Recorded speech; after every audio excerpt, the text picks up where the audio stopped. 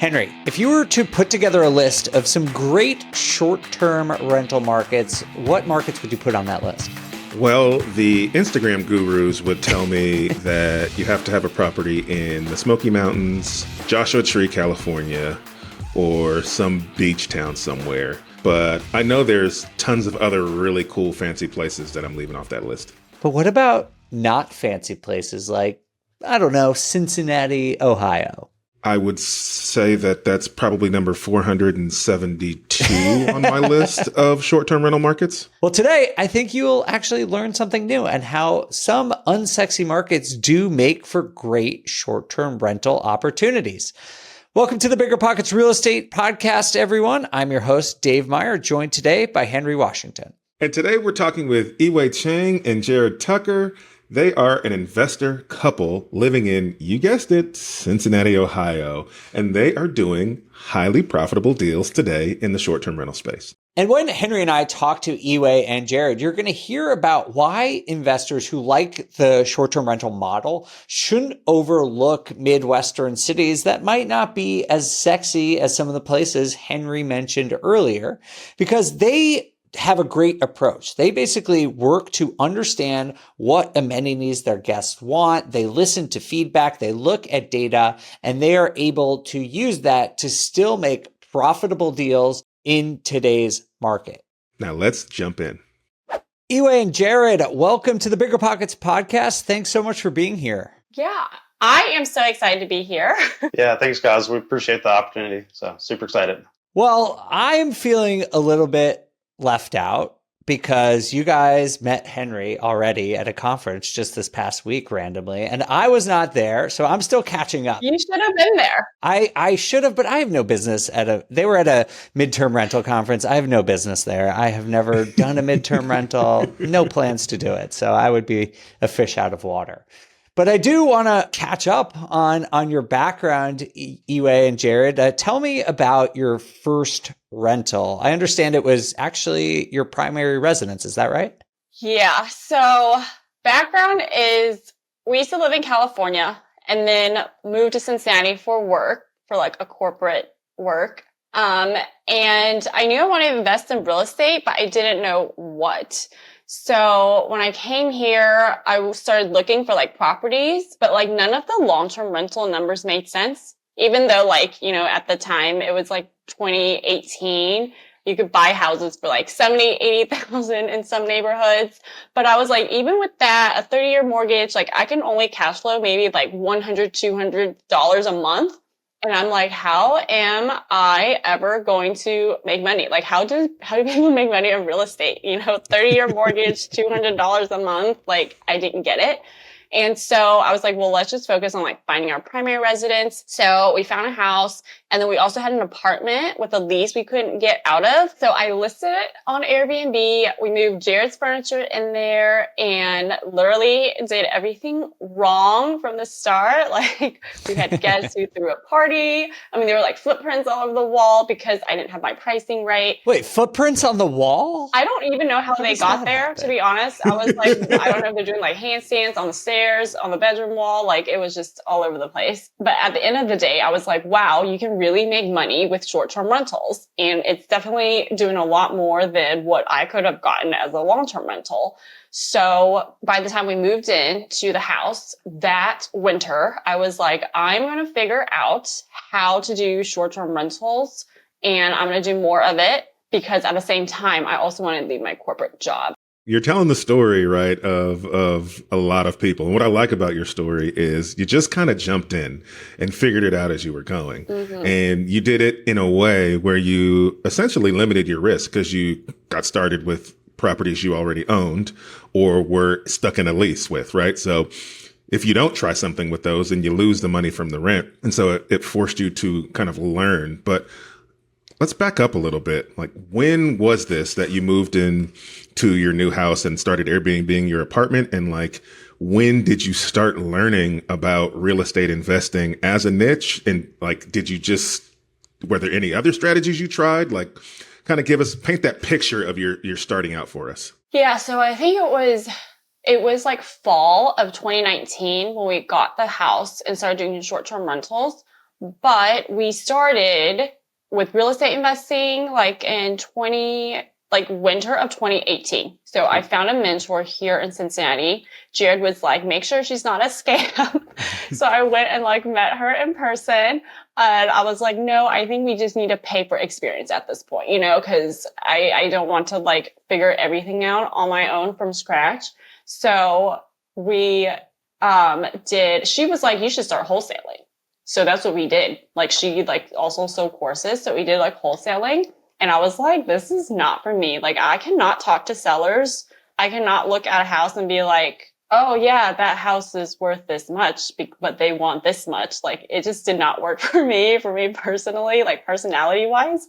And then I also didn't want to try rehabbing because I was like, I don't know contractors. I don't know like how this rehab process goes. From there, it really started with the short-term rental of our own house. And then after that winter of 2019, I went to this other real estate conference and Jarrod was like, you should check out this person who does rental arbitrage.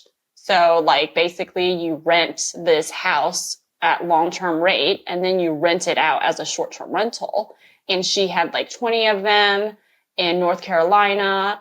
And, we just got started with short-term rentals. So I was like, this is really interesting because that I could see a way to practice more and like kind of grow into that and learn like more about short-term rentals instead of making all our mistakes that we did. So that's end of 2019 when we got really serious about it. Man, it sounds like you went down all the the real estate guru rabbit holes. But what was cool was that you ended up landing on something that you kind of had your own experience with, right? Through that apartment. Jarrod, like, how were you during all this process? Because it sounds like Yiwei was like, we should do this. And then you guys would go off and do it. But like, what role did you play in the business during this time? And maybe it was just like devil's advocate or where did that come into play for you? How did you feel about all this new real estate investing methods going on? Yeah, I think I was nervously supportive. That's a good way to describe That's it. a phenomenal description. Yeah. So we tried, wholesaling together. We did a lot of driving for dollars. We picked that was cards. Oh my God. Yeah. We went to, different neighborhoods, throughout Cincinnati. And, we got a couple of leads. We walked through houses. And just felt like, hey, we can't envision the end product, with the current state of some of the houses that we walked through. So it made more sense for us to start with short-term rentals. We did a few other things as well. We looked at notes, private lending, got a little bit of experience with that, but really, doubled down on the short-term rentals. All right. So I have to admit, I've never been to Cincinnati where you guys invest, but it's not one of the places that you often hear about as one of the more common short-term rental market. So was there something about the city and living there that gave you a good idea that this was going to work from the beginning, or were you sort of taking a shot in the dark? Taking a shot at the dark because I also did not understand who was coming to Cincinnati because it's definitely not on my list of vacation spots. And maybe for a lot of other people around the country, it's like, who would go to Cincinnati? But once we started doing like arbitrage and just started buying rentals because we saw that you could make money. So it's like, why not try with more? And a lot of times I feel like you really don't know until you do it that you see like who is coming, you understand the guests a lot more and what they're looking for. So for us, it was like, okay, let's just do it because I know we can make money and I want to leave my job and then we can figure out the rest like as we go. I would say now that I've done it for like so many years, I know who the guests are that are coming. And as I start up new places, I have a better idea of like what amenities to put in and what specifically they're looking for. But at the time, I didn't. I was just like, there's people coming, there's people renting, let's just do this. So who are the guests? Okay, so I categorize it into like 3 different categories. The first one is more like vacation people. So they're coming in for games, events, because we've got the Bengals here, we've got the Reds here, and there's a bunch of concerts that are coming here, lots of weddings. I feel like there's like a wedding every single weekend here. And then people just coming to visit family. And then within that, there's like two groups. You've got the couple traveling, and then you've got the families traveling. So there's lots of families that come and travel together for vacation. There's a lot of amusement parks up north that they go to, or a lot of like sports tournament. That's been a new recent thing, like lots of basketball games for the younger girls and guys and things like that. And then the second category is like the medical / business professionals, I would say. So the people that are coming here for medical reasons, like there's a hospital that's close by here, University of Cincinnati. And then there's also a children's hospital that lots of people come here for like cancer treatments or different surgeries. So there's like families that need extended period of time. And there's like the traveling nurses who are coming here too. So anybody who has like a 1-bedroom, 1-bath would be really great for doing the midterm rentals with the traveling nurses. And then you've got the actual like patients who are coming in to get medical treatment. And then the third category are going to be more of your relocation business travelers. So it's like people that are moving here for work because their company moved them here and they need a place to stay while they find a house, or they're just here traveling for work, like construction workers, even like business, like single person coming in, staying downtown. And Ohio, I did not know this until now, Ohio gives this huge tax abatement to anybody in the movie industry, like filming movies here in Ohio in general. They get a huge tax incentive. So Cincinnati gets a lot of like films, movies get made here. So there's like, when that happens, you've got the actor, the actresses, and then you've got the film crew that's coming in. You also get like a lot of musicals that come in. So like they need a place to stay. I classify that as business. Like people were coming here for work. They don't live here. They're just here for work for a period of time and then they leave. Or it's the people that are coming and they are moving here for work and they need some time until they find a place. Interesting, because typically when people who, especially people who aren't doing short-term rentals yet, typically when they hear about short-term rentals as a strategy, they're thinking vacation destinations, properties with tons of crazy, awesome amenities, $1 million properties that you're essentially renting out for people to have some sort of vacation experience. But there are a lot of markets where short-term rentals can do well, where you don't have to be this vacation hub, this vacation mecca, because there's a need for the short-term housing that is hard to fulfill with hotels. And when you think about hotel stays, if you're coming for an extended period of time, there's not a lot of great options that are an affordable price range, right? Because there's really nice hotels and that's great, but that's not ideal if you've got to stay for 30 days, right? That gets really expensive. Yeah. But if you don't want to stay in like an extended stay either, like what do you do? And so I think that it's a really cool niche that you found. Are you seeing a lot of competition for properties in this short-term rental space in these markets now? Or is it really just like you can kind of have your pick because there's not a lot of other operators in these areas? It's grown a lot, right? Cincinnati, since we started in 2019, the listings have grown significantly, probably more so, I'll say, at the lower bedroom counts, right? So when you look at 1-bedroom, 2-bedroom properties, obviously they're going to be cheaper. Most of them probably being condos. When we look at the market today, that's close to 70% of the listings that are out there today. There's probably less competition at the higher bedroom counts. Once you get like 4 or 5 bedrooms, that's a lot smaller percentage of the market. But the overall listings have grown significantly in the last 4 or 5 years. Yeah, I would say Cincinnati follows the same trend that short-term rentals have seen nationally, which is like this huge increase in supply, because lots of people are getting into short-term rentals after the whole COVID pandemic. And also what worked then in 2019 when we started is very different than what works now in terms of like size and location. So now I wouldn't even recommend like 1-bedrooms downtown because there's so many. And then same thing with the 2 bedrooms. Like we started going into the suburbs during the pandemic because we saw downtown shut down, but the suburbs were doing well because so many families were traveling in. In the 10 to 15 minute range, it's all 2 bedrooms, 1 bath right now. It's very hard to stand out at that size. So like one of the things we've been doing is going up in different sizes that the guests are looking for. And I just know that because of what they asked. They said, I want a 3-bed, 2-bath. So like that's what they're looking for. So like if you have a 3-bed, 2-bath in that neighborhood where majority of the older homes are 2-bed, 1-bath, like you have that as an advantage.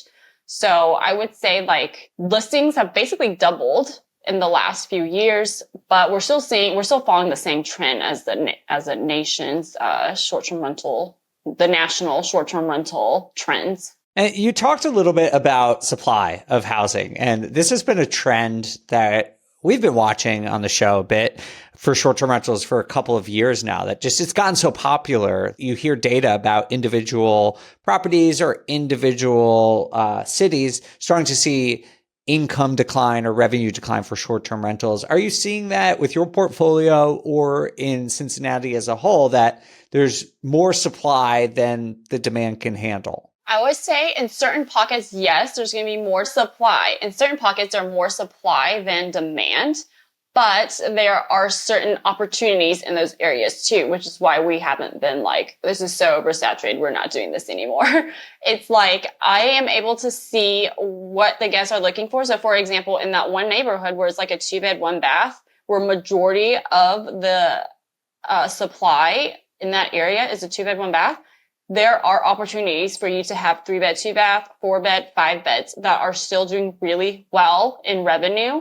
And we have this 5-bedroom in that neighborhood that the revenue has not changed ever since the pandemic. Like for the last 3 years, that revenue is super consistent throughout. Whereas like some other places, like in general, I feel like in general, I've seen about a 20% decrease in revenue from in 2023, 2024 versus 2022 and 2021, where like that was the peak.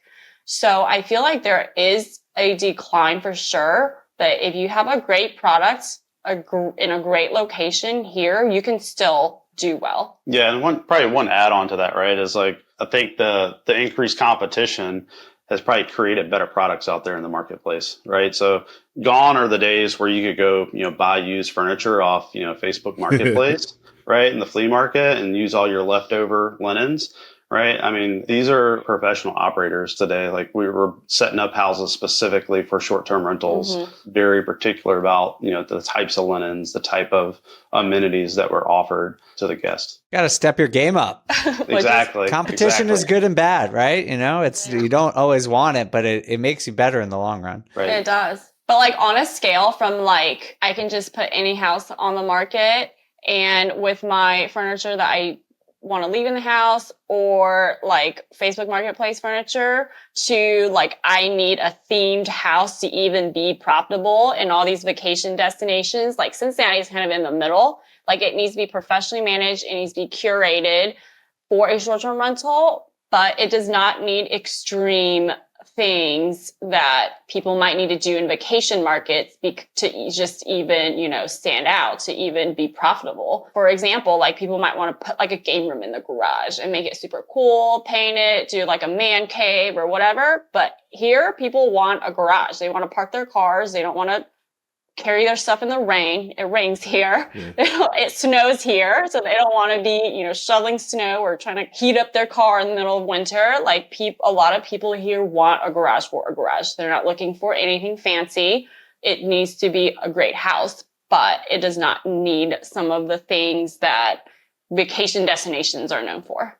What I love about what I'm hearing is it sounds like a lot of the decisions that you're making are based on feedback from tenants and data, and then you're using that to kind of drive what you're offering, and which is super important when you're dealing with the competition that you're potentially dealing with, especially in the smaller bathroom counts. So what are some of the other things that you do from an amenity standpoint, or maybe some tips and tricks that you do to keep your particular properties competitive? So I would say our philosophy is you have to have a great product. Like I'm not trying to just, make a quick dollar from this guest. I want that long-term guest. So we get a lot of guests that repeat, that only stay with us when they're here in Cincinnati. They'll say, if they want to stay at one property, they'll know that every other property is going to be consistent. So having a great product. And then secondly, having that consistent 5-star experience every single time. And that's kind of like how we built our portfolio on and our business on, basically.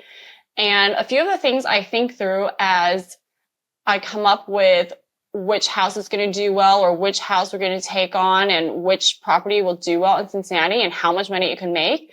It usually comes down to like, one, what can I do to make guests want to book this house? Like, what is going to make this property stand out from others in the area and from others in my portfolio? And then the second thing is like, what are the guests want? Like, would guests like being here? So like, for example, we're getting a lot of families and kids traveling in the area, a lot more than I have noticed in the past. So one thing we've added to a lot of our bigger homes, because that's where a lot of the families are staying, is cribs, because lots of people are traveling with kids and we want to upgrade the experience so they're not looking for a pack and play. It's like a real crib with a mattress that you can put the baby in.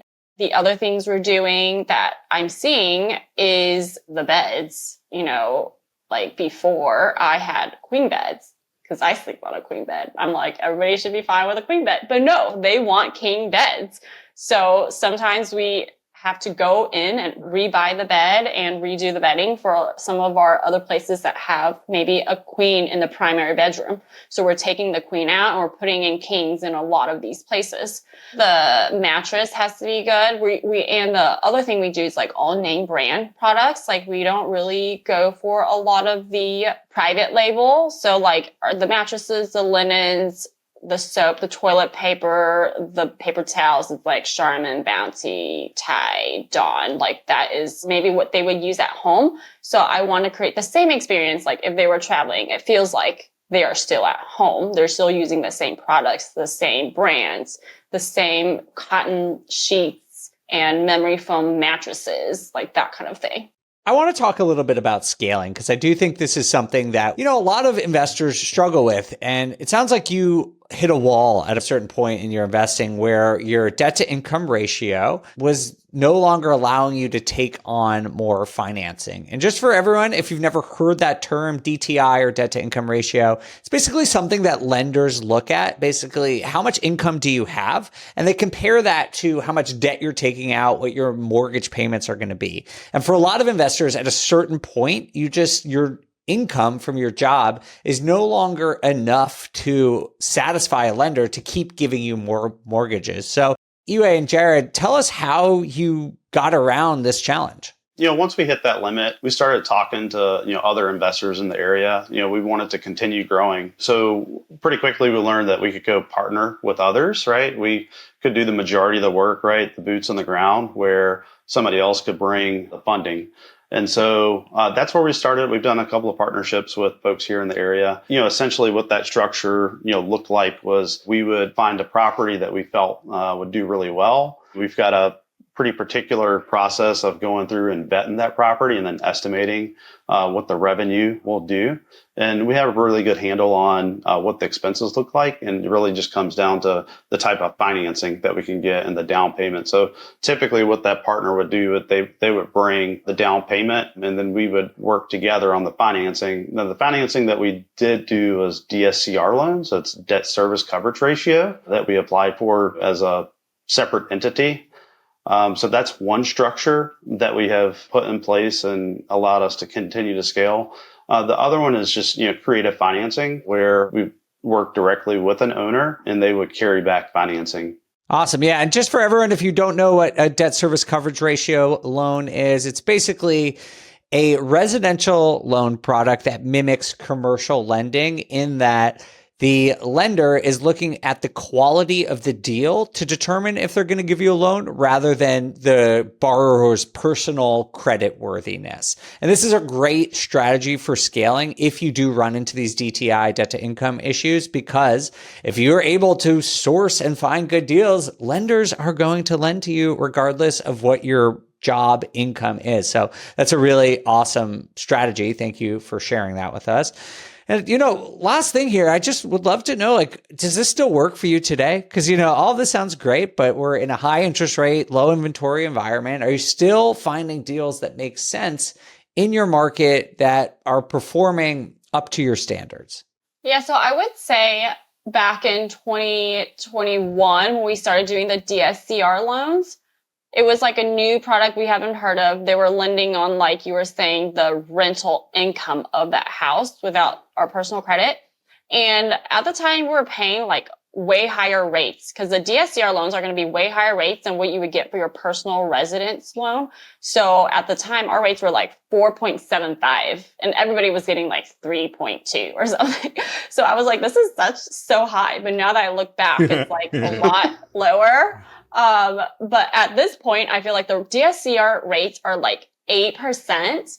And for you to really cash flow at 8%, you have to have like a really low price. But in Cincinnati, the prices have not come down so much to adjust for the higher rates.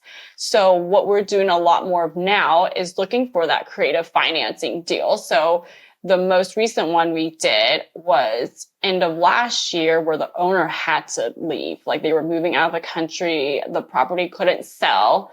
And we worked out that creatively with the owner directly. So at this point, I would prioritize creative financing if possible, especially if the owner is an investor and is more comfortable with this kind of deal, because it is more about trust than it is like, you're a stranger, I'm a stranger. So let's I just promise I'm going to make payments to you. But I feel like DSCR could still work, or even a commercial loan. So like one of the things I was looking into is a 20-year AM, and it's like an ARM still, but it's not as great as the DSCR because you get the 30-year fixed, but it could hold you over until the rates drop some.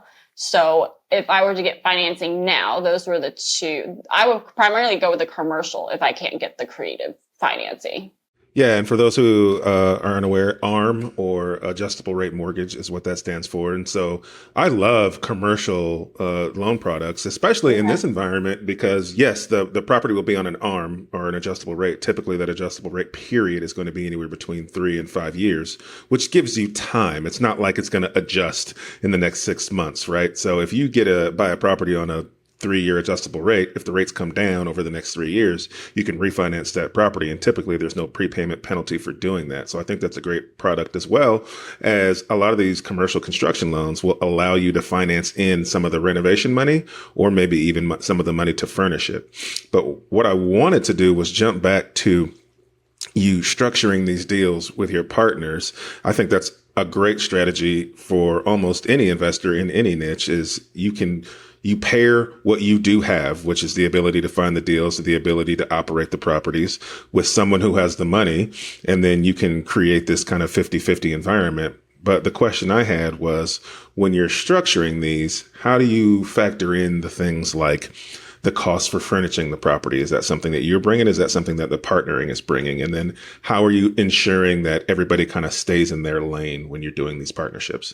Yeah, so in our partnerships that we've done in the past, we have purchased the furnishings for the house, and then you've got all those set up. So that's how we handled the furnishing, just to make the partner more comfortable, making sure that we've got skin in the game as well financially. In terms of how do we make sure that everybody stays in their lane. One is, making sure that you have a clear understanding, with your partners, right? And make sure that you have lots of conversations, early on with those individuals. Nothing's worse than partnering with the wrong person or a person that has different expectations or thinks that it's going to happen one way. So one is just learning, about one another, and, do you feel comfortable working with that person? And then, once you do have that clear understanding, is making sure that it's all documented. So all of ours are documented in operating agreements. Went to an attorney, had conversations with them, and they helped us document everything. So it's in black and white, plain English, to where everybody can understand. And just to be more specific on the financial, how we split it. So the partner brings the financing and everything to purchase the house, like the down payment, any closing fees, points, all of that. And then we bring everything is needed to make this house a short-term rental. So if we need to paint, we need to do flooring, like any of that minor stuff, we will do all the furnishing. So we will pay for all that. If it needs a rehab, so there was one house where we actually redid the bathroom, the kitchen. If it needs a major rehab, we'll split that 50-50. And then like Jarrod said, we have that in the operating agreement. And we talked that early on, like, how long do you want to own this house? Like how would it look like if one partner wanted to get out and the other partner wanted to stay in? So we also try to keep the number of partners low. So like it's usually us and one other person. It's not like us and like 10 other people. Well, there's like so many opinions of what we need to do. So it's usually just us and one person, or us and like the other one we did it was him and his partner. So we have it like 50-50 that way. So really between them is like 25-25. But it was because they've worked with us before, like we managed their property before, and now they want to have more money to invest with us, but they have a real job, so they don't want to be active in it. So that's kind of the specifics on the partnership side. No, that's great, man. I don't know how many people have had conversations who end up in a bad partnership because they didn't communicate very well on the front end in terms of expectations, and then they didn't document what they talked about. I literally have an expectations document that my partner and I filled out. It's not like an official document, but we just documented everything we talked about. We had it notarized and we signed it, and we've called back on it multiple times to say, oh yeah, we did agree that in this situation we would do these things. And it really makes difficult conversations a whole lot easier. Partnerships are like marriages, man. I don't know how many times I've had a conversation with my business partner that went something like, hey, when you said this, it made me feel like that. Like, so the more you can document, and the more you can, have those expectation conversations on the front end, it's going to be better. So I appreciate that. Can you tell us a little bit about what your business looks like now? I know you talked about some creative finance deals. Are you continuing to expand? Are you kind of holding the line and keeping what you've got? And then give some advice to some of the people out here who are maybe looking to invest in short terms in these mid-tier markets. What would you advise them to do? Yeah. So we have been doing short-term rentals since basically end of 2019. And I don't see that changing. I feel like there's still opportunity here in Cincinnati. So I'm recommending investors now who want to invest in Cincinnati, different sizes for downtown, different sizes for if you want to do midterm rentals. It's like specific size that I have found that worked for that particular model. And then like in different neighborhoods, what sizes, what locations, what areas, what price points. So I feel like at this point, we're still going to continue doing that here in Cincinnati. If you do want to do something hands-on yourself, do it local. Don't try to do something 5 states away and manage yourself. You're not going to know that market. You don't know cleaners or how to get people. And it's really easy to message people and find people on Facebook. But, you know, a lot of times once you go walk that property, it looks very different than what somebody's telling you.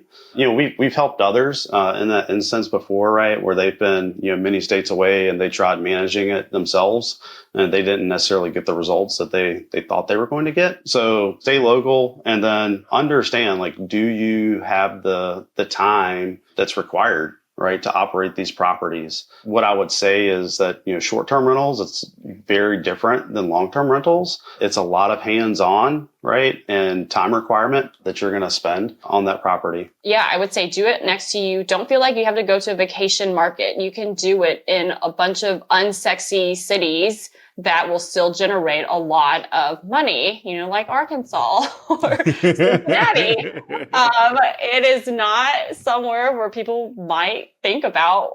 It's not Orlando and it's not Aspen, but it will make money for you if you buy the right property. So those are the two I have, you know, and it doesn't have to be like $1 million house. It could just be a $300,000, $400,000 house to do well. All right, great. Well, Jarrod and Yiwei, thank you so much for joining us for the BiggerPockets podcast. We really appreciate your time. And anyone who wants to connect with these two, we'll put their contact information in the show notes below. I'm Dave Meyer, and he is Henry Washington for BiggerPockets. We'll see y'all soon.